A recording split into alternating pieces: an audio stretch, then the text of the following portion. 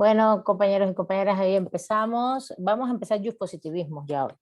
Bueno, a ver, ¿qué necesitamos saber rápidamente de esta tradición Just filosófica? Ya vimos incluso las bases de la Just filosofía del derecho occidental, porque al final cuando vimos todo el pensamiento este judeocristiano, eh, comparado con el pensamiento naturalista, naturalista, cristiano de esta era, ¿no? Del siglo V hasta el siglo XII, tuvimos que ver el antecedente grecolatino. Fíjense el tiempo que tenemos, cómo le hemos dedicado tiempo a profundizar un poco, y no da tiempo, estamos ya apurados, ¿no? Si nos hubiéramos dedicado a ver Grecia y el pensamiento grecolatino a profundidad, algunos autores, pues todavía estuviéramos, no, pues no nos hubiera dado tiempo, nada más hasta los naturalismos. No, es difícil profundizar estas nociones, pero bueno, por lo menos una guía para que el que quiera profundizar, que le guste un poco la reflexión filosófica, el nivel de especulación, que es una especulación concreta, ¿eh? No, hay que tener mucho cuidado con pensar que las especulaciones filosóficas sean meramente intelectuales, realmente no, realmente conversamos mucho de que siempre la reflexión filosófica tenía una atadura histórica, una atadura contextual importante, por eso son horizontes filosóficos diferentes, ¿no? Entonces, bueno, justamente cuando se acaba el movimiento este del justnaturalismo, escolástico, donde para mí Bartolomé de las Casas sería justamente el, están acá, ¿no? ¿Están escuchándose? Sí, lo Sí, escuchamos. maestra. Sí, porque esta cosa de que uno habla y no sé, bueno, me voy a Sí. poner un poco más en... Y aquí estamos, profesora. Vale. Eh, Perdón, maestra, yo quité la cámara porque no quiero que me vean, no, está bien, no hay problema. pero aquí estoy.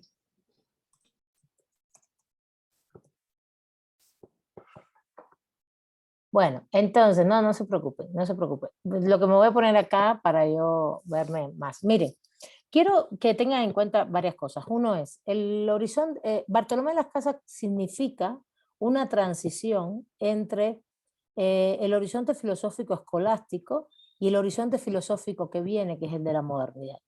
¿Cuál es el horizonte filosófico de la modernidad? Es un horizonte filosófico que está fundamentado evidentemente por un contexto histórico que se los voy a dar de manera muy general, aunque ya hemos hablado un poquito de esto, que tiene que ver con la conquista de América desde el punto de vista del sistema mundo capitalista, la expansión global del sistema mundo capitalista, la reforma protestante, es decir, la Iglesia pierde como sujeto político-económico poder.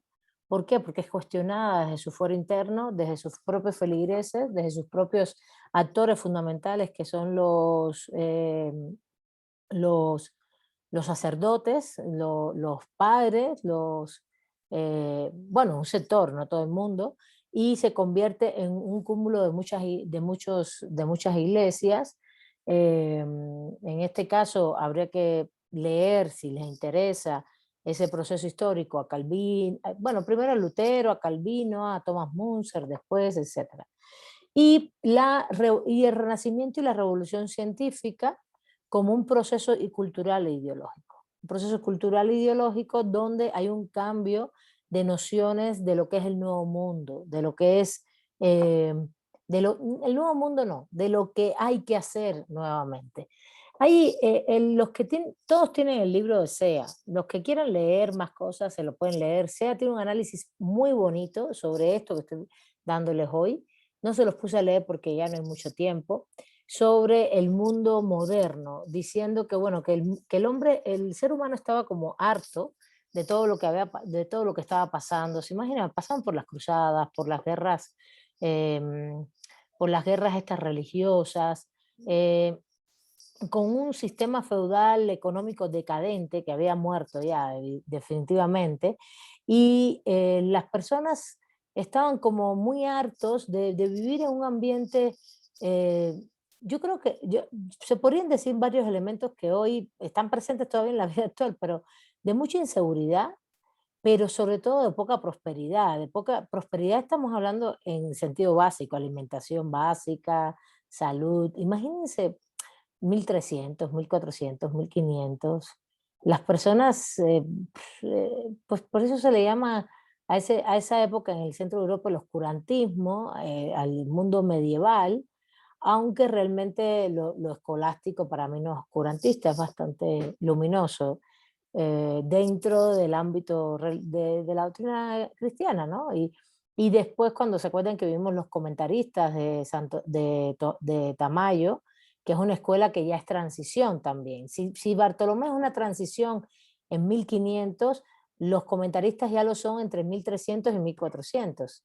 Una transición que está pensando ese nuevo mundo a partir del derecho. Eso es muy importante porque los comentaristas, Tamayo lo dice muy claro, ellos van hacia el nuevo derecho. Ellos están pensando el mundo como lo que se plantea en la revolución, lo que va a venir en la revolución científica, la ciencia moderna, mediante la hipótesis, las verificaciones empíricas y la constitución de leyes científicas sociales. Y Bartolomé incluso, aunque no podemos decir que hay una relación directa entre el pensamiento de los comentaristas y la escuela de Salamanca, al revés, hay más influencia escolástica en la escuela de Salamanca, que es de donde viene el pensamiento de Bartolomé de las Casas y de su experiencia práctica, ¿no? El pensamiento de Bartolomé de las Casas tiene dos grandes aristas, el escolasticismo y la experiencia práctica de la conquista. Y no podemos decir que los comentaristas tienen una relación directa con ellos estaban más bien en Italia, tenía alguna incidencia en Francia, Bartolomé está en España, tiene que ver con la Escuela de Salamanca y después en América Latina. Son ahí lugares y espacios diferentes. Lo que podemos decir que sí tenemos expresión en los comentaristas leídos en Tamayo y Salmorán, en esa escuela, y justamente en Bartolomé Las Casas, de un proceso ya que viene de transición. ¿Transición hacia dónde? Bueno, lo que nos dice SEA es que el mundo estaba, que las personas estaban como hartas, muy hartas de, de cómo se estaba viviendo, de que no había realmente un espacio de prosperidad, de cambios, de sobrevivencia, de paz, de armonía, vamos a decirlo así, con esos valores, filosóficamente hablando, paz, armonía, convivencia armónica, y realmente la percepción es que hay un mundo de harta desigualdad, de muerte, de cualquiera moría y no pasaba nada, de, de pobreza, de mucha pobreza, de precariedad, ¿no? En la vida, en todos los sentidos, ¿no? No solo desde la alimentación, la salud, se imaginen, pues no había ninguna manera, pues moría la esperanza de vida en todas esas épocas como era, y de esperanzas de vida, ¿no? De proyección. Y justamente el tema del comercio que comienza en 1200, 1300 con la ruta de la seda, abre un cierto nivel de esperanzas, de diálogos con otros mundos, ¿no? Hay otros mundos que piensan diferente a nosotros, pero que pueden estar interesantes, y de ahí también viene esa cosa y ese instinto hacia la conquista de América. Claro, lo que pasa es que ese instinto y esa noción hacia la conquista de América se convirtió en un acto dominador por excelencia, que fue todo lo que conversamos de Bartolomé de las Casas y de todo lo que pasó con las perspectivas y con los actos de dominación desde la colonización. Pero SEA lo trata como un episodio, no Bartolomé, sino todo este proceso, esos 200 años, como un momento en el que el ser humano necesita cambios profundos para abocarse a otro mundo. Y para eso usa a Descartes. René Descartes es un filósofo que me hubiera encantado que leyéramos algo. Eh, eh, Estoy buscando las fechas exactas porque no quiero errar en su biografía.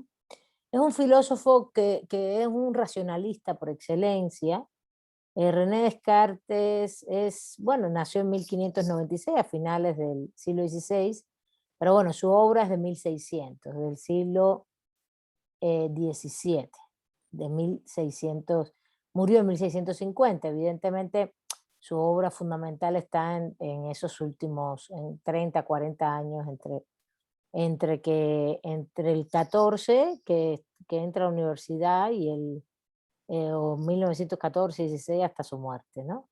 Entonces es muy interesante, eh, nace en Francia, muere en Suecia, y es muy interesante este autor, cómo describe que realmente el mundo, el ser humano tiene ansias de cambiar el mundo que tiene, de cambiar el mundo que tiene. Habría que ver, se plantea que yo sí he leído en otros textos que Descartes, para hacer sus obras racionalistas, estudió el Tratado de Lógica de Francisco Suárez, es decir, que la Escuela de Salamanca sí tuvo alguna influencia en los franceses, en este caso en Descartes, y por supuesto, pasando por Francia, te metes a Bélgica y a todos los países estos nórdicos, porque tenían muchas comunicaciones intelectuales.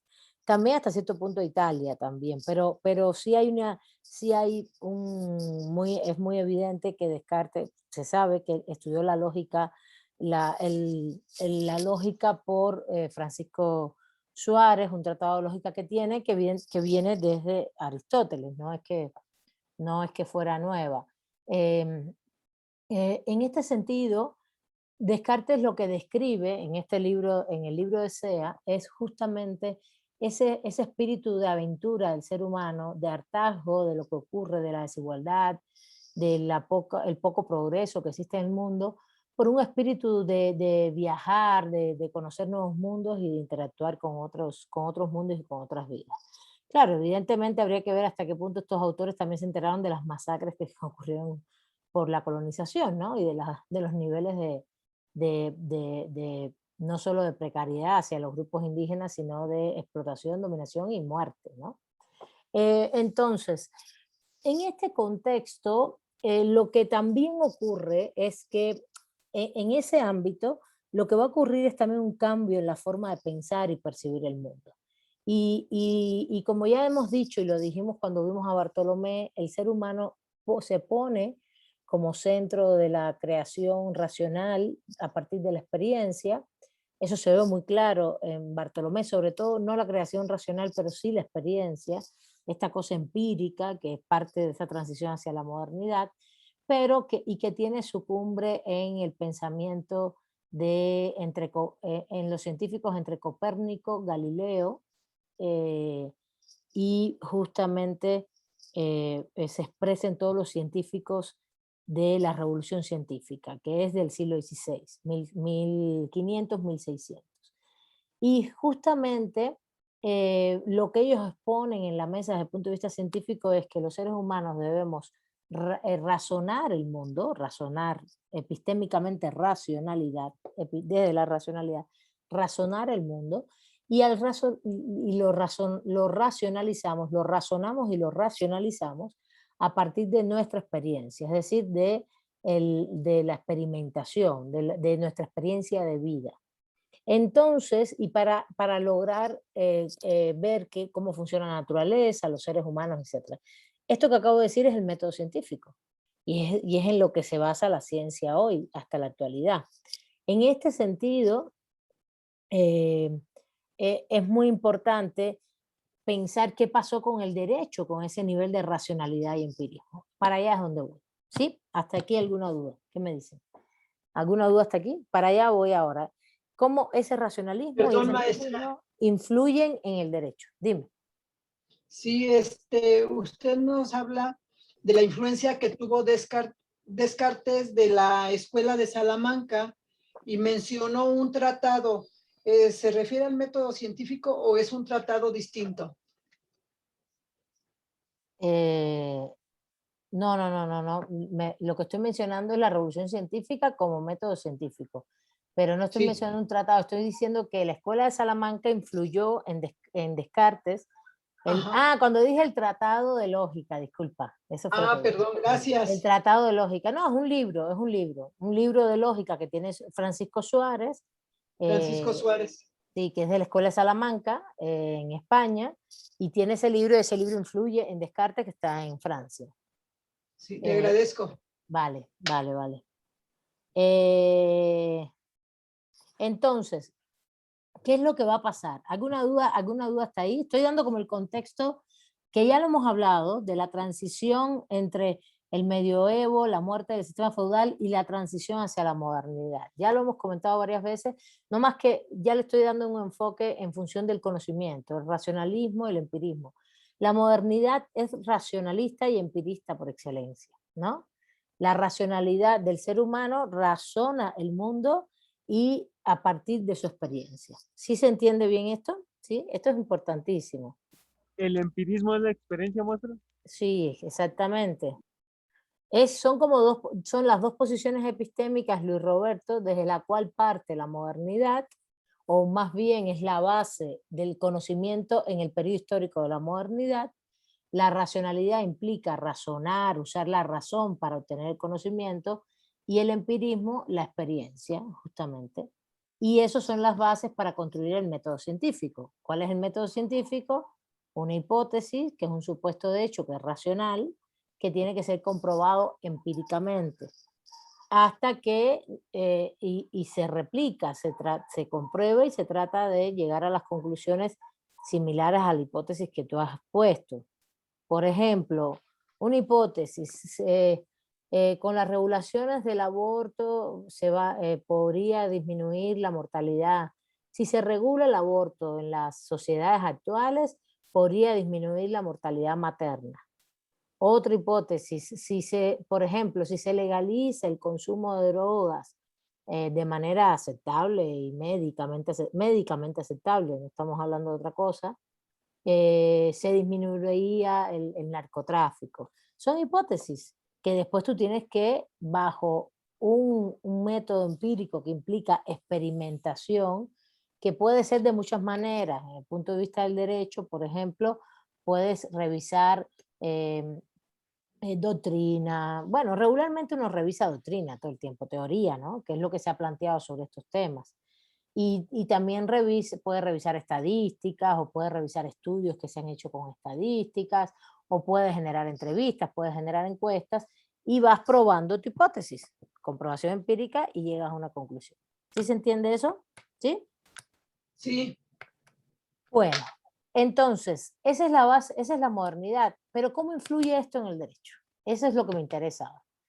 ¿Hacia dónde camina el derecho? ¿El derecho hacia dónde camina? Pues justamente el derecho hacia dónde va a caminar, y este es un punto que no les puse lectura específico, pero para que lo sepan, el derecho va a caminar justamente hacia poner la razón en el centro de la construcción del derecho.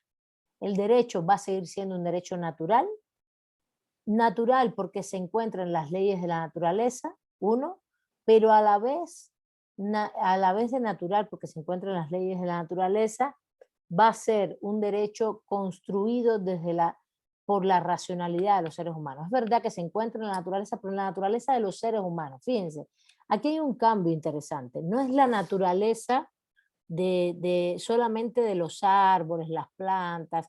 Ya se sabe que hay leyes de la naturaleza, ¿no? Ya se sabe que hay leyes de la naturaleza. Por ejemplo, que los árboles, las plantas sean seres vivos, que deben vivir igual que el ser humano. Esos son leyes naturales, por ejemplo. Sino también el otro punto, es el punto que el ser humano, ese punto lo puso incluso Santo Tomás de Aquino en el centro, que el ser humano empieza a ser el centro de justamente ese ambiente natural que nos creó Dios. Santo Tomás dijo esto: el ambiente de la naturaleza y los animales está creado por Dios, y el de los seres humanos. Pero pone al ser humano en el centro, Santo Tomás. Eso es lo que va a pasar en la modernidad. En la modernidad va a poner Santo Tomás, para Santo Tomás es muy importante Dios, evidentemente, y Dios sigue siendo el fundamento de todo. Pero la modernidad lo que hace es quitar a Dios de ese centro. Sí, justamente. Y decir, no, está muy bien todo lo que nos han dicho hasta ahora. De hecho, Descartes lo dice así, dice Descartes: Hasta ahora todo el mundo nos ha dicho cómo es el mundo y nosotros no hemos construido un mundo nuevo. Nosotros no hemos construido por nosotros mismos el mundo. Esto es una reflexión muy filosófica del ser humano que tiene mucho que ver con la racionalidad. Hasta ahora nos han dado siempre un mundo, tenemos el mundo dado, es lo que dice. El mundo dado quiere decir que Dios te dio el mundo, ¿no? Y que siempre todos te dicen cómo es el mundo, cómo eres tú, qué tienes que hacer, hacia dónde tienes que ir. Y ahora dice Descartes, nunca nosotros hemos construido el mundo por nosotros mismos. Esto es un paso de avance donde pone al ser humano en el centro de la reflexión racional, empírica, filosófica. En el centro de la reflexión de lo que es el ser humano. Y dice, nosotros los seres humanos nos podemos dar el mundo. Y lo está pensando racionalmente. Entonces sí, la naturaleza, hay leyes, sí. El ser humano tiene leyes. Leyes, cuando digo leyes, no es malo solo del derecho, sino de cómo nos comportamos, de qué somos, hacia dónde vamos. Luego entonces, nosotros como seres humanos que somos racionales, podemos encontrar perfectamente esa forma de lo que somos. ¿Qué es el ser humano? ¿Cómo se comporta desde el punto de vista de sus valores? Lo que es bueno, lo que es malo, la justicia, lo que es justo, lo que es injusto, si lo llevamos al derecho, o lo que es correcto o incorrecto, si no lo llevamos al derecho, y después, y entonces a partir de ahí dice, se da sus propias, va construyendo sus propias normas jurídicas racionalmente desde lo que naturalmente es. ¿Sí se entiende eso? Estamos hablando de la escuela del justnaturalismo racionalista. Sí, maestra. Del justnaturalismo racionalista. Los demás y las demás, ¿qué dicen? ¿Sí están ahí?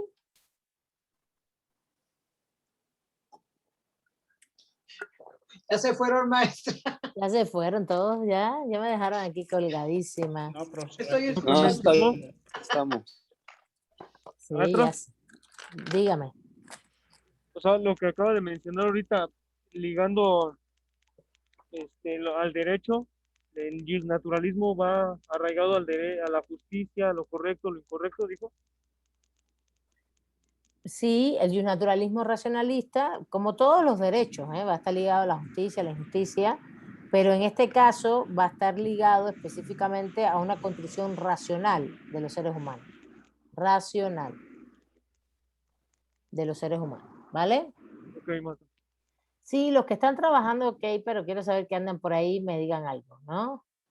Ya sé, ya me imagino que están trabajando. Bueno, entonces, va ligado el ser humano desde su construcción, desde su racionalidad, es decir, desde su cabeza, desde sus ideas, va a poder develar lo jurídico, el derecho,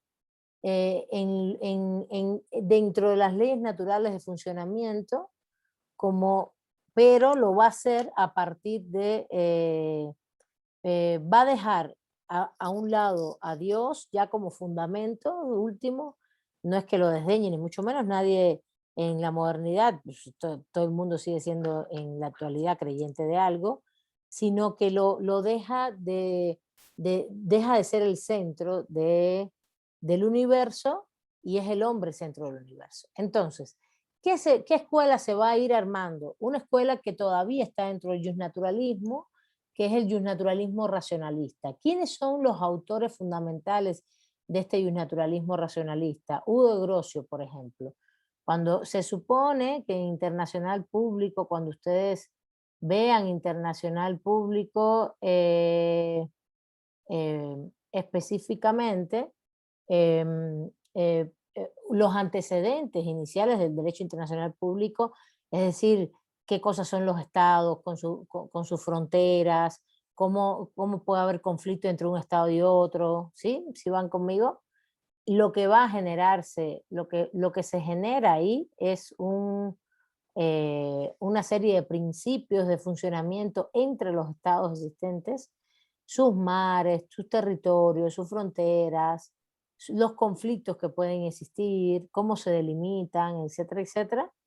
Y entonces estas materias de internacional público, por ejemplo, si tienen base en la Escuela de Salamanca, en Francisco Suárez, Francisco Vitoria, porque justamente ellos crearon como la doctrina de la guerra justa, toda una serie, todos los temas bélicos, ¿no? De conflictos entre estados bélicos, todo eso ya se empieza a tratar ahí y tiene que ver con la conquista. Pero el racionalismo justnaturalista tiene una expresión cumbre en 1700, en 1700. ¿Con quién? ¿O desde dónde? ¿Desde dónde? Bueno, ¿desde dónde es?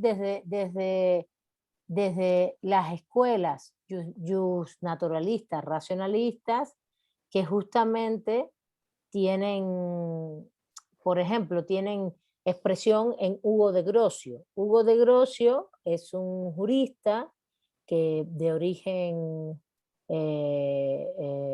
holandés, justamente, bueno, digo holandés, pero toda esta zona nórdica, ¿no?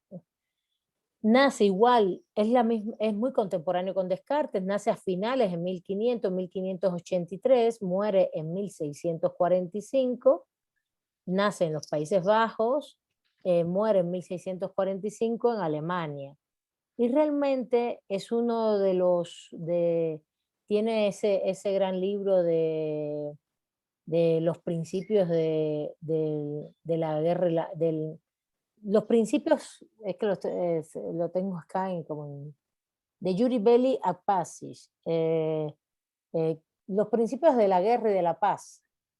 También tiene muchos principios, es el que va creando todos los principios de derecho internacional público. Y en este sentido no solo está Hugo de Grocio y se considera un gran justnaturalista racionalista, porque el fundamento de toda su obra tiene que ver con lo natural, las leyes naturales del ser humano, de la naturaleza, vinculadas al derecho desde el punto de vista de una construcción racional. ¿Está bien?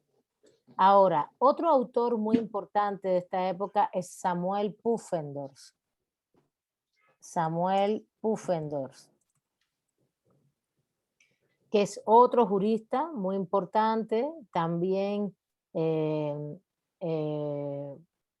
bueno, estos como son todos renacentistas, además de ser juristas, por ejemplo, Hugo de Grocio también escribió poesía, son bastante, Samuel Pufendorf es economista, es también historiador, es de origen alemán, y también, pero Pufendorf nace un poco después, en 1632, muere a finales en 1694, es decir, es un hombre meramente del siglo XVII, educado en la Universidad de Leipzig, y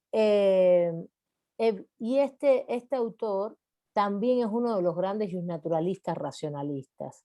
Justamente establece los principios, este es muy filósofo del derecho, político, del Estado, etcétera, etcétera, y establece los elementos fundamentales o los principios fundamentales del derecho natural, desde el punto de vista racional, de un naturalismo racionalista.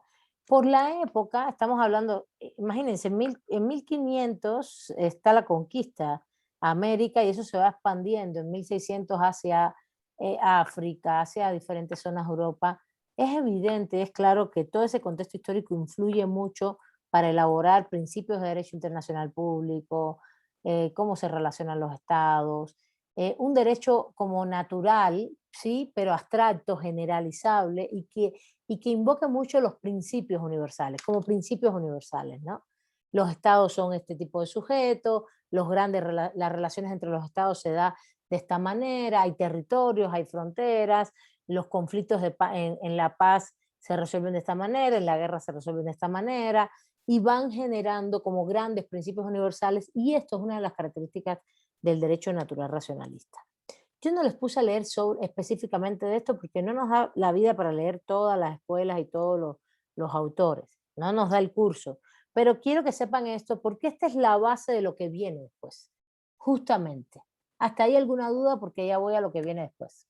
¿Quién me dice? Maestra, todos los personajes que mencionó son,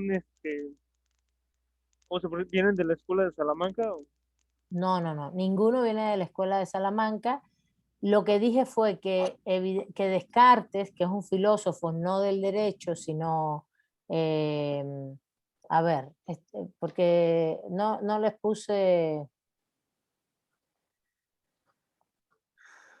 yo creo que mejor les pongo un pizarrón porque les iba a poner en el chat, pero es que están, no sé si están atendiendo bien del todo, yo entiendo que estén trabajando, pero todo eso, pero a ver, necesitamos concentración. Voy a poner acá.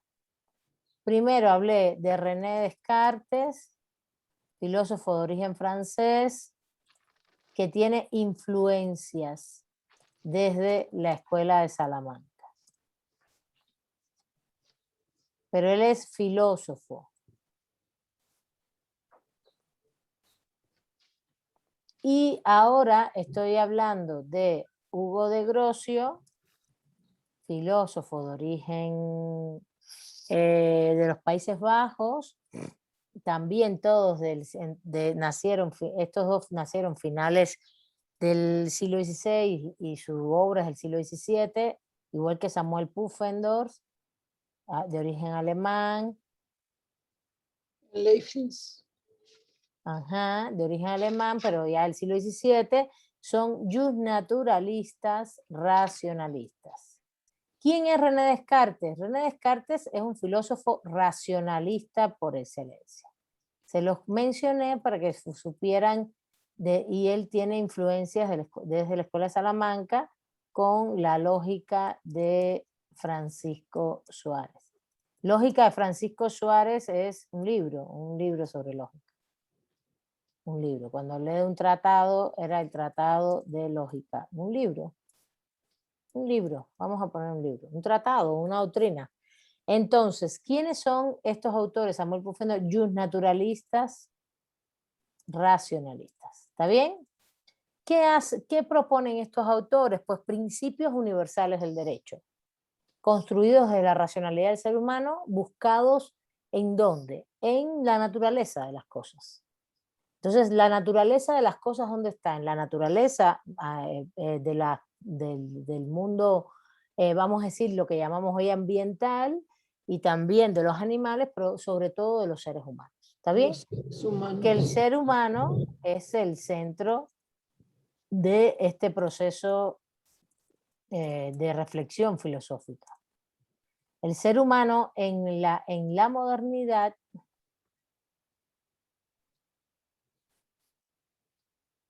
el ser humano en la modernidad, en este nuevo horizonte filosófico,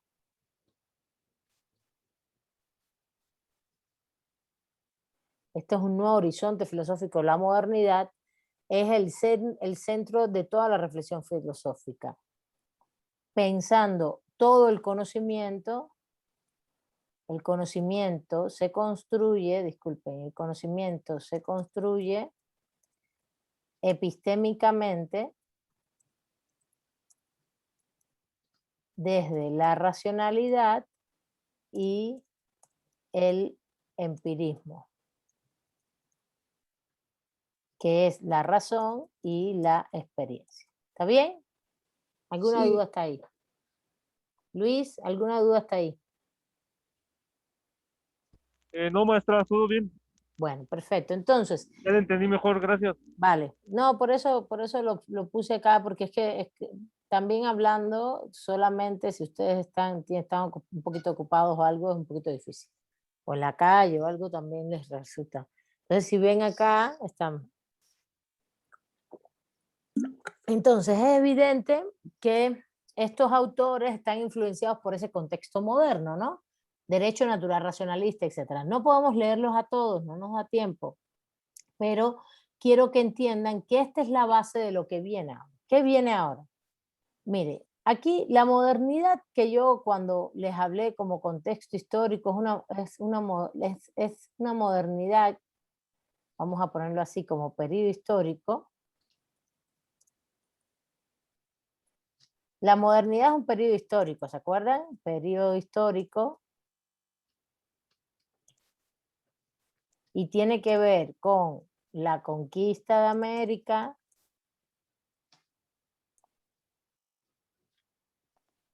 tiene que ver con la reforma protestante y con el renacimiento y que también y la revolución científica.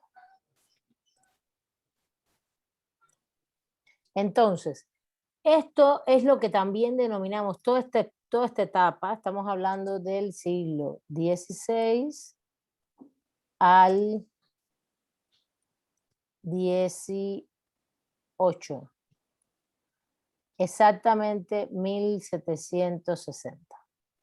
Estamos hablando de 1500, 1600, 1500, 1600, 1700. ¿Está bien? Siglo XVI, siglo XVII, 1600.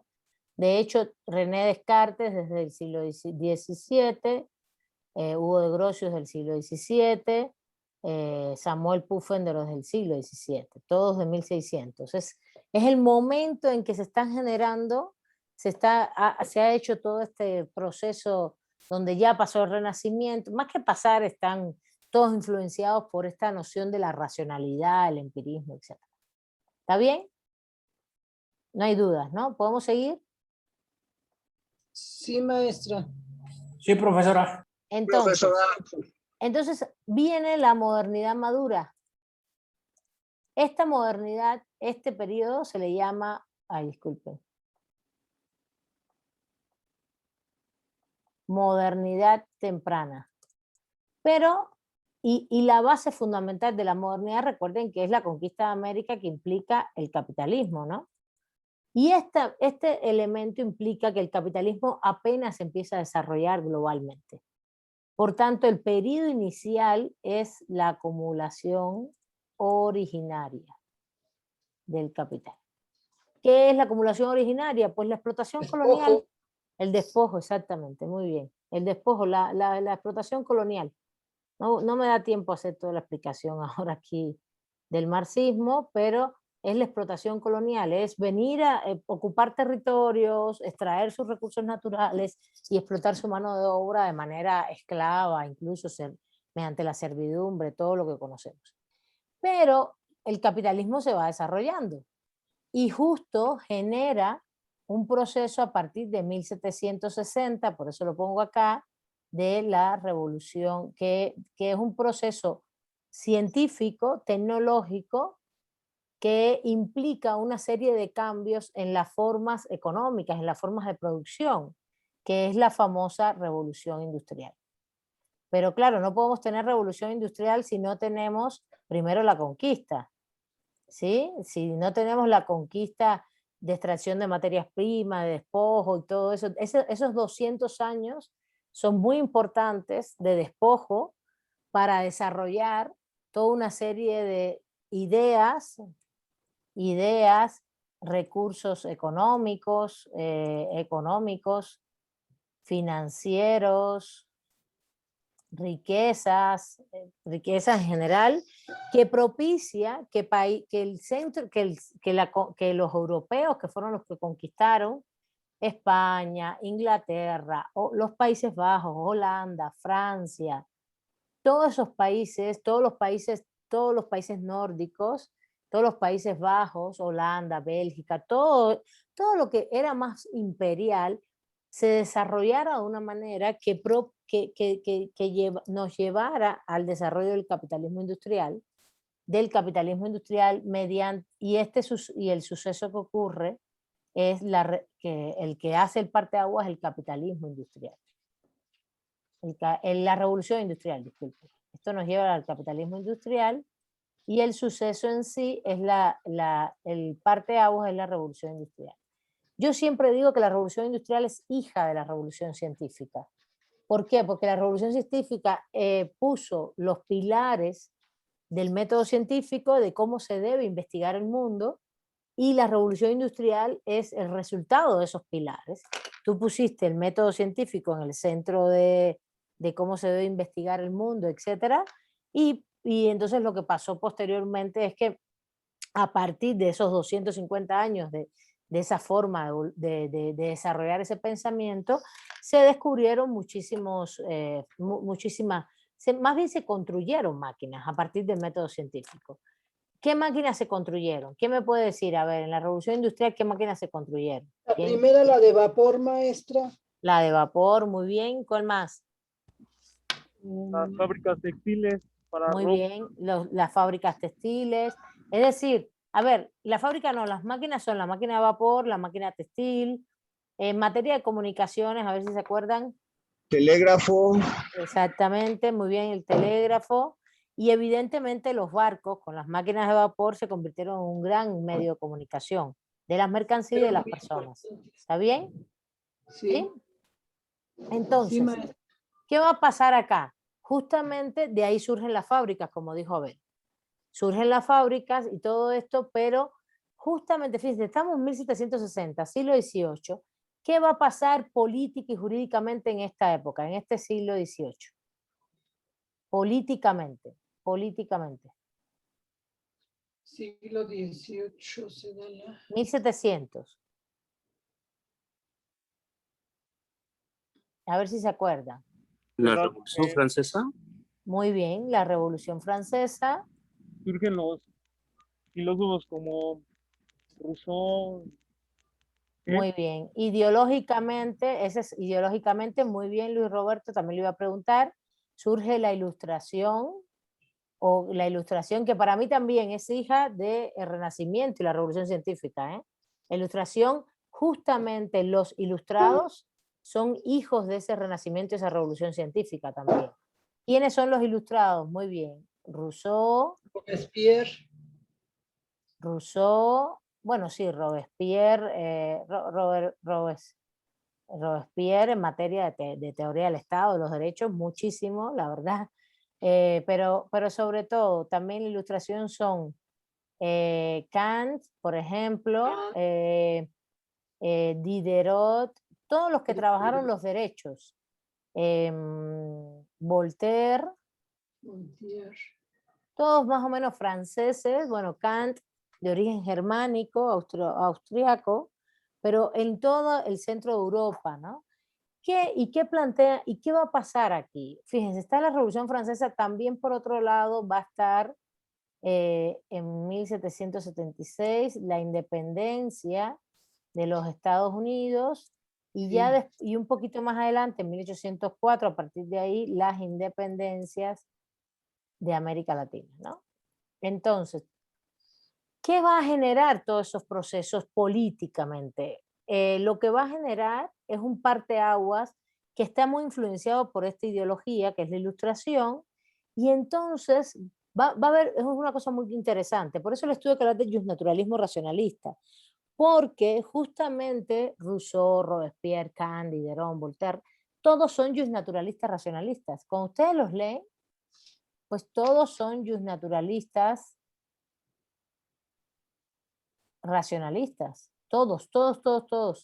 Rousseau más crítico con el tema de la propiedad y el capitalismo, evidentemente todos ellos construyen todas estas teorías vinculadas a la soberanía, a la ciudadanía, toda la teoría política constitucional. ¿Se acuerdan? Los que están conmigo en constitucionalismo, todos ellos construyen todo eso. Ya venían, el concepto de soberanía venía construyéndose desde los comentaristas. ¿Se recuerdan que lo leímos con Tamayo? Pero ya el concepto ya de Estado vinculado a una nación, de la ciudadanía, de qué responsabilidad tiene esto, ya sería Estado-nación, soberanía, ciudadanía, todos los conceptos estos políticos constitucionales que tenemos hoy. Pero desde una visión justnaturalista racionalista. Es decir, el ser humano construye estos grandes principios universales del derecho y los pone desde la razón, los pone para que sean para todos y todas. Ese es un tema muy importante que nos va a llevar a otro punto, al punto del siglo XIX, que es a donde quería llegar hoy, justamente al positivismo. El positivismo es el horizonte, fíjense, el justnaturalismo racionalista es el horizonte filosófico entre el siglo XVI y XVII y XVIII, desde el punto de vista jurídico. Y el positivismo es el horizonte filosófico que comienza en el siglo XIX al XX. ¿Sí? Filosófico del derecho. Estamos hablando del derecho ahora, ¿no? Del derecho. Entonces, ¿Qué va a pasar? Justamente lo que va a pasar es que, por ejemplo, la Revolución Francesa, una vez que estas revoluciones, estas independencias que son sobre todo anti-absolutistas, están en contra de los estados absolutistas. ¿Dónde están los estados absolutistas? Aquí, en la conquista de América, justamente. En este proceso de las conquistas de América, está aquí los estados absolutistas. ¿Qué va a ocurrir? Que estas revoluciones son anti-absolutistas todas son anti-absolutistas. A ver, voy a ponerlo acá. Y bajo esa lógica van a construir toda la teoría incluso constitucional y todo el tema del Estado-Nación, la soberanía, la ciudadanía, como principios universales de funcionamiento de la política, pero relacionados al derecho. Esto sería teoría del Estado, derecho constitucional, todo esto. Ahora, esas son todas las revoluciones. Vamos a ponerlo aquí justamente. ¿Qué va a pasar con el siglo XIX y el positivismo? Que es una tradición filosófica que lo que le interesa es justamente el producto de esas revoluciones, jurídicamente hablando. El positivismo es la tradición filosófica del derecho que va a poner en el centro al derecho construido por los seres humanos, pero producto de todos esos procesos políticos que comentamos ahí. Entonces, ¿cuál es el concepto de positivismo? Yo les dije que leyeran el capítulo 8 y 10 de Atienza, y les puse las páginas del 8 eran, bueno, les mencioné unas páginas que son donde dice de la 231 a la 238 y del capítulo 10 que leyeran la primera parte que era de la página 1 justamente, pero hasta la página 5 justamente. ¿Sí? ¿Leyeron algo o no leyeron nada? Sí se los puse a leer. No leyeron nada. Yo apenas, maestra. Apenas lo imprimí hace rato.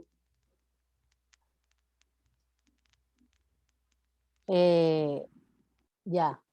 Y los demás, las demás no han leído nada. Maestra, yo me dediqué a buscar a De Sousa, que me costó mucho trabajo sacarlo y la verdad no leí. No leyó. Bueno, entonces, ¿qué dice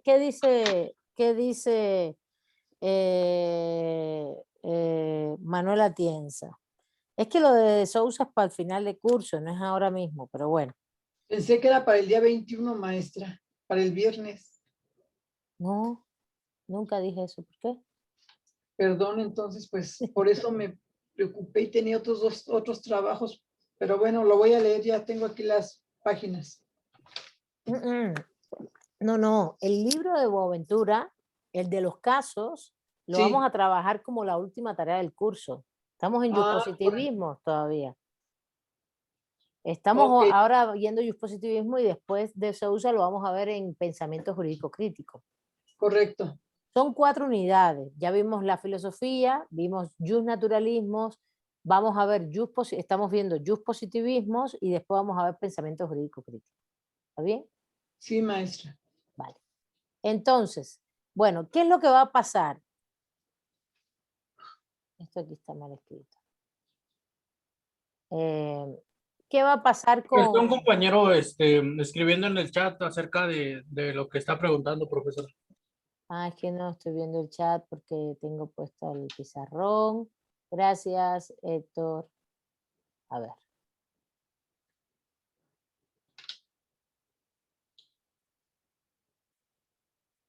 Sí, 231 a 238.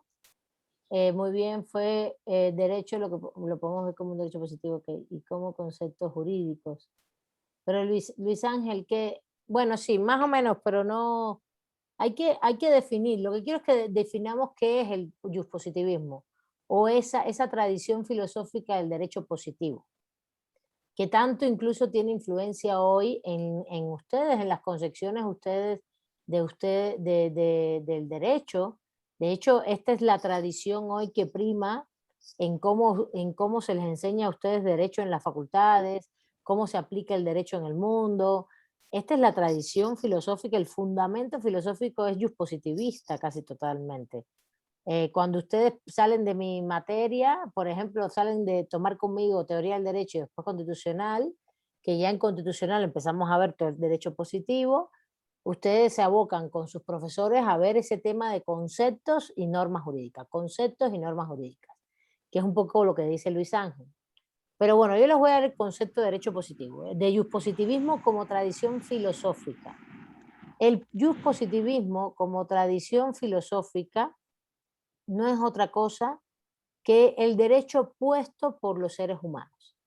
Ya no es un derecho natural, ya no es natural, es puesto por los seres humanos, es construido por los seres humanos. ¿Desde dónde? Desde su racionalidad. Pero ya no se busca en la naturaleza, sino en las condiciones de vida. Fíjense, pasaron estas revoluciones, pasaron estos procesos de independencia para llegar a este punto. Entonces, jurídicamente, las escuelas filosóficas del derecho, positivistas, lo que van a defender, o más bien la tradición filosófica positivista, es la defensa o el fundamento filosófico de un derecho puesto por los seres humanos, derecho puesto por los seres humanos, sí, mediante la razón, claro está, pero independiente de la naturaleza de las cosas. De la naturaleza, no está vinculado a la naturaleza, ni está vinculado, por ejemplo, para los racionalistas naturalistas, la naturaleza tiene un marco de justicia, ¿no? Lo que es natural es porque es justo. Por tanto, se vincula mucho las leyes naturales a las leyes justas. Y entonces aquí no, aquí la justicia pasa a ser un campo de construcción de los seres humanos, No es un campo de construcción desde la naturaleza, no tiene nada que ver. Es un campo de construcción desde los seres humanos, desde el derecho que nosotros mismos nos damos y construimos. Desde los sistemas jurídicos que construimos, desde las normas jurídicas que se crean, se aplican, mediante el Estado, usando mucho al Estado como centro y mediador de la creación y la aplicación del derecho. Díganme si entendieron hasta aquí para seguir. Sí, maestra. Los demás, las demás. Sí, profesora. Bueno. Entonces, vuelvo, repito el concepto. Dime, adelante.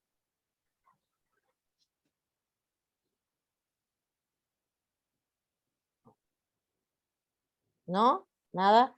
Bueno, repito el concepto. El positivismo es la tradición, el nuevo horizonte filosófico del derecho que surge en el siglo XIX, que fundamenta el concepto de derecho positivo. Y el concepto de derecho positivo está fundamentado. Por favor, los que están en la calle cierren sus micrófonos. No puedo cerrar el micrófono.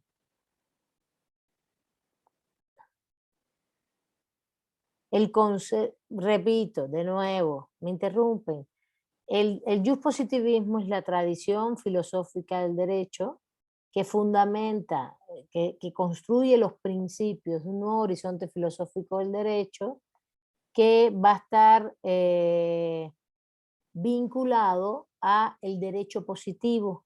Y el derecho positivo justamente es la construcción de un ordenamiento jurídico en los países, en los estados, bajo la lógica de que el Estado crea el derecho mediante sus órganos y lo aplica mediante también sus órganos. En este caso, órganos legislativos y órganos judiciales. Crea el derecho mediante los órganos legislativos y lo aplica mediante los órganos judiciales.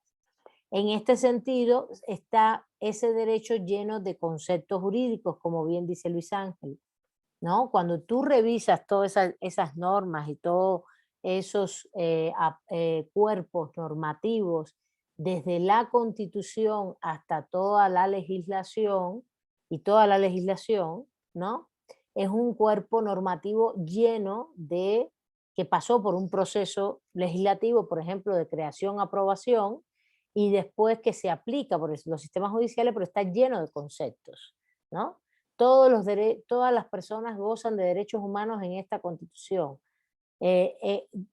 Todas, personas, derechos humanos, Constitución, todos son conceptos generales y abstractos. Luego entonces es muy importante que entendamos que el derecho positivo es un derecho puesto por los seres humanos mediante estos órganos estatales, y que el positivismo es esa gran tradición filosófica que rompe con el derecho, con el naturalismo. Y dice, el derecho ya no está en la naturaleza. El derecho ya no está, la justicia no está en que la naturaleza, por su comportamiento, genera leyes justas. No. Lo que va a ocurrir es que justamente el derecho lo construimos nosotros racionalmente, los seres humanos, mediante conceptos puestos en toda la legislación, en toda esta legislación, en todo el derecho positivo. El derecho positivo, recuerden que son los órdenes jurídicos vigentes. Y ahí hay una discusión muy fuerte sobre el deber ser, Ángel, sobre todo, no el ser todavía, sobre el deber ser. ¿Qué es el derecho? El derecho es lo que está en esas normas jurídicas, ¿está bien? Vigentes, escritas, sistemáticas, establecidas, ¿sí? El ser bueno, la reflexión del ser y del deber ser van en el positivismo también, porque el ser del ser de las cosas implica si violas o no la norma, ¿no? ¿Sí se entiende, Luis Ángel? Ajá, es más o menos. Kelsen justamente es uno de los grandes precursores del positivismo que vamos a leer para la próxima clase ya.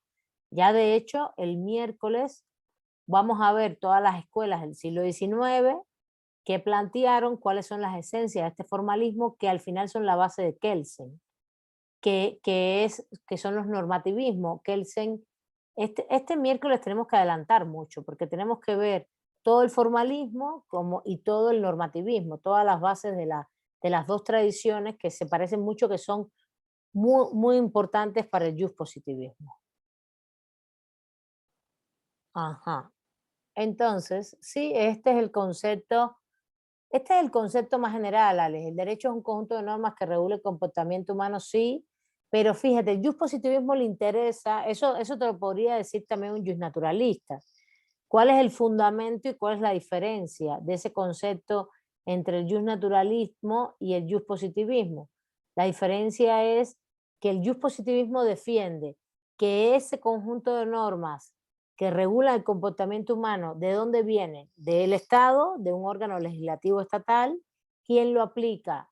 En este caso, ¿quién lo crea? El legislativo. ¿Quién lo aplica? El judicial, ¿no? No viene de la naturaleza. ¿Cómo se construye? Pues en estos órganos, desde los seres humanos. Los seres humanos lo construyen, hacen un derecho escrito, lo plasman. Puede ser en constituciones, en leyes o en precedentes, en el caso anglosajón, pero lo plasman por escrito. A ver, Ramiro, adelante, te doy la palabra.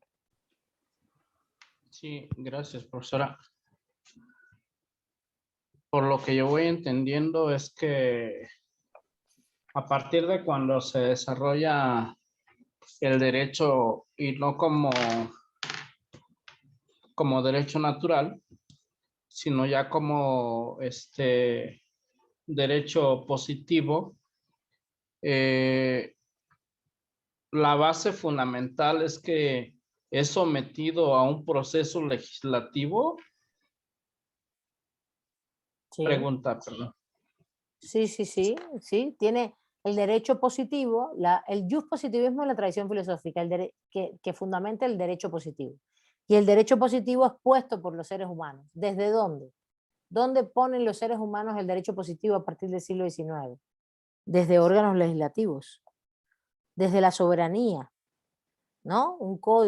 Mediante un código, mediante una constitución, fíjate, el concepto empieza así, desde los seres humanos que se constituyen en pueblo y soberanos frente a un Estado que entonces eso se traduce constitucionalmente en que tú eliges representantes. ¿Quiénes son? Los legisladores. ¿Y quiénes son los legisladores? Los que van construyendo ese derecho positivo desde un órgano legislativo. Exactamente así. De hecho, si quieren, les leo lo que dice Atienza para que lo vean más claro.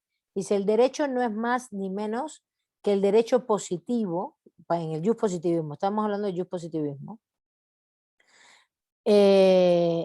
que esto es el derecho puesto, bien sea por el autor de un código, por el soberano, por el pueblo, en su desenvolvimiento orgánico. Pero cuando está hablando del autor de un código, siempre va a referir a una persona que esté en un cargo de soberanía, etcétera, etcétera. Es muy importante aclarar que el positivismo jurídico, en cuanto a concepción del derecho, no implica el positivismo como ciencia jurídica, sí, que son diferentes dimensiones.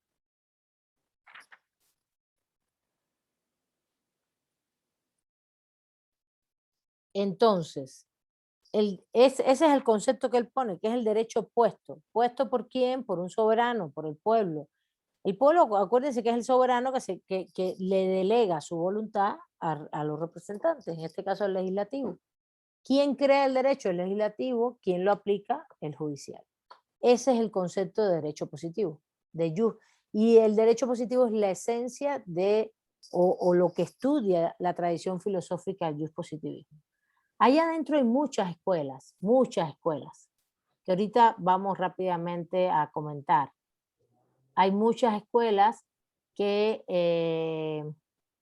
se van fomentando justamente a partir de esta tradición filosófica. A ver, varios puntos más muy importantes que quiero resaltar. Uno, el juspositivismo, y esto es objeto de examen, el juspositivismo es la tradición filosófica necesaria en esa época, porque es la que defiende las constituciones, los códigos, el Código Civil Napoleónico, el Código Penal Napoleónico, sus leyes de procedimiento, todas las codificaciones que se dan a partir, y constituciones que se dan a partir de las revoluciones estas anteriores que les puse acá. Entonces, necesitas un argumento que no puede ser el derecho natural. Recuerden que el derecho natural al final justificaba justamente el monarca, ¿no? El monarca como soberano, absolutista, que podía tomar las decisiones jurídicas, que creaba el derecho, que lo aplicaba, y justamente estas revoluciones están contra eso, son anti-absolutistas.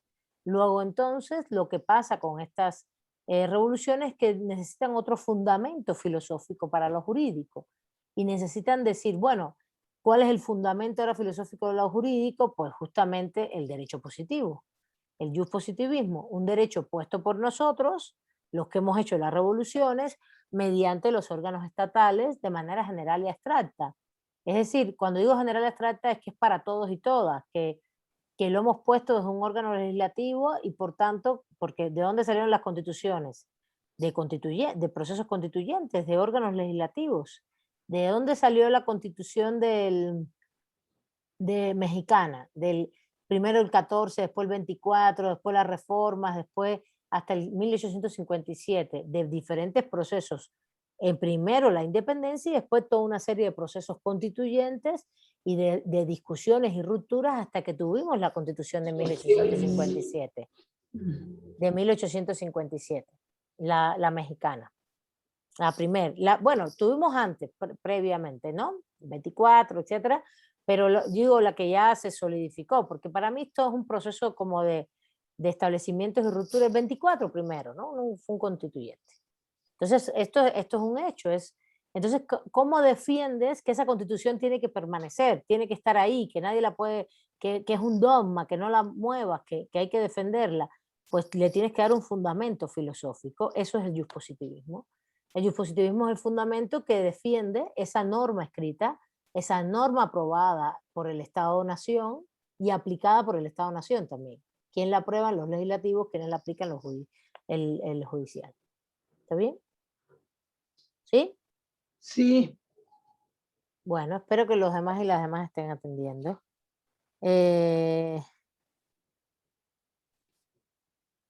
Lo que quería apuntar también es que el positivismo, ustedes dirán, bueno, entonces lo que defiende son las normas aprobadas a partir de las revoluciones. Sí, pero ¿qué está defendiendo en el fondo el positivismo? Los ¿Qué está defendiendo además de las normas? ¿Qué está defendiendo? A ver, Josefina. Pues como las normas o las constituciones se dan a consecuencia de movimientos sociales, yo creo que está defendiendo los ideales de esos movimientos. Los ideales de las revoluciones y de las La revolución, independencias. por ejemplo, sí, Ajá. porque, por ejemplo, la Constitución de 1917 es consecuencia de o sea, independientemente de que ya había constituciones, esta que es la que nos rige actualmente, fue como la culminación de la Revolución Mexicana. Sí, sí, estoy de acuerdo, como la del 24 es la culminación, es como el resultado de la independencia, Sí. la del 57 es el resultado en el siglo XIX de los procesos de ruptura entre centralismo y entre los centralistas y los federalistas y todo esto, ¿no? Está bien, muy bien. Ok, estoy de acuerdo contigo, pero en el fondo, desde el punto de vista del sistema Profesora. económico político, José, a ver si lo logran ver, ¿qué está defendiendo también desde el punto de vista del sistema económico político? Sí, son ideales revolucionarios y de independencia, pero ¿qué hay detrás ahí en el siglo XIX desde el punto de vista económico político? A ver, Ramiro. Sí, profesora. Bueno, yo considero que robusteciendo lo que dice la compañera, yo digo que no tan solamente son los ideales, sino antes se llamaba garantías individuales, ahora son derechos humanos, las libertades, sí, y en la actualidad pues los derechos de los indígenas, ¿no? Sí, pero fíjate, esos son ideales de las revoluciones y de la independencia, realmente. Justamente, son los ideales famosos respecto a las libertades. De hecho, sí, esos son los ideales de esa época. Por ejemplo, serían, no los de ahora, derechos, libertades, propiedad privada, Sí. ¿no? Los Sí. derechos, pero ¿qué derechos? La vida, los Humanos. civiles, las libertades y la propiedad privada. Eso es lo que se está justamente defendiendo en esa época. No se está defendiendo otra cosa. Esos son los ideales revolucionarios. Estoy de acuerdo con ustedes. Frente al absolutismo, ¿ok? En eso estamos plenamente de acuerdo. ¿Y esto que está defendiendo? Esto en el fondo, ¿qué sistema económico está defendiendo? Esto no es otra cosa que los ideales del llamado liberalismo. Esto no es otra cosa que los ideales del llamado liberalismo, vamos a decir, político y económico. ¿Sí? A ver Sí. si de los ideales del liberalismo. Y en el fondo, detrás, están defendiendo, porque no me lo dicen, económico, es el capitalismo. Porque esos son los ideales iniciales del capitalismo. El capitalismo necesita en el siglo XIX, a ver, voy a hacer el recorrido al revés, en vez de empezar por el positivismo, lo voy a hacer al revés y ya vamos terminando la clase. El capitalismo requiere dentro de sus condiciones materiales de reproducción, el capital industrial del siglo XIX, esas fábricas con esas maquinarias, con los obreros, la burguesía, el proletariado, requiere dos cosas. Uno, requiero tener libertades económicas y tener protección para la vida y para mi propiedad privada. Eso es lo que requiere. Y requiero que el Estado no se meta y regule la relación mía, yo burgués, con mis obreros sin que se meta. Es una relación civil, no laboral, en la cual somos todos iguales. Lo que es una falacia, eso después se rectificó en el siglo XX. Entonces yo necesito que eso se proteja. ¿Dónde se protege eso? En los códigos, en las constituciones. Entonces ahí viene el fundamento. ¿Qué necesitas?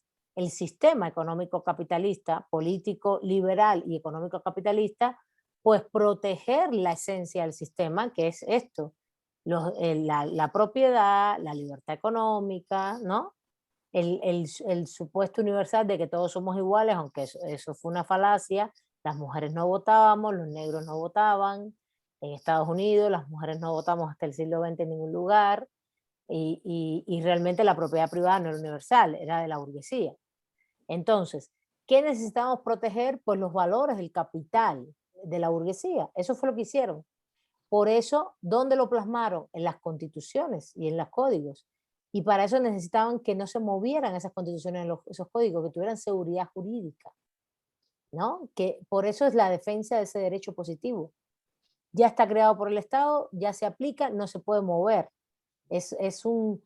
No está vinculado a la naturaleza, no está vinculado a la política, ni a la economía, ni a la moral. No se puede, ahí están, ya esos son los valores soberanos. Y entonces, ¿cuál es el fundamento filosófico para esta reflexión? ¿O cuál es los principios filosóficos, la tradición filosófica del jus positivismo? Justamente la que justifica todo esto es el jus positivismo. La que te da los elementos filosóficos de justificación de un derecho escrito, puesto por los seres humanos, etcétera, etcétera, es el jus positivismo. Y que no debe moverse. Y ahí es donde vienen los principios de lo que vamos a ver la próxima clase. Necesito que lean del capítulo 10, porque el capítulo 8 ya, el 8 también, de la 231 a la 238, las escuelas formalistas y las antiformalistas, y del capítulo 10, la página 1 a la 5, donde se exponen en cómo se expresa ese jus positivismo en el derecho mediante los principios del formalismo. Eso es lo que vamos a ver en la próxima clase y voy a hacer preguntas y voy a evaluar, ¿vale? Sí, maestra. Vale. Entonces, Profesora, es ¿me una puede falacia. repetir? A ver. No, ¿Me puede repetir, por favor? hay que leer las lecturas que puse de Atienza para la próxima clase y los principios del jus positivismo plasmados en el formalismo. Eso es lo que había dejado desde la clase anterior. Es el capítulo 8 y capítulo 10, ¿verdad? Con las páginas señaladas. ¿Cuáles son las páginas? Perdón. No, están en la página, corazón. Ok, gracias. Sí. Bueno, entonces ya se acabó la clase. Muchas gracias a todos y todas. Y nos vemos el miércoles. Sería muy bueno que sí se pusieran a leer, por favor, porque realmente vamos a ir mucho más rápido y vienen los exámenes a ver cómo les puede ir. Bueno, vamos. Muchas gracias a todos y todas.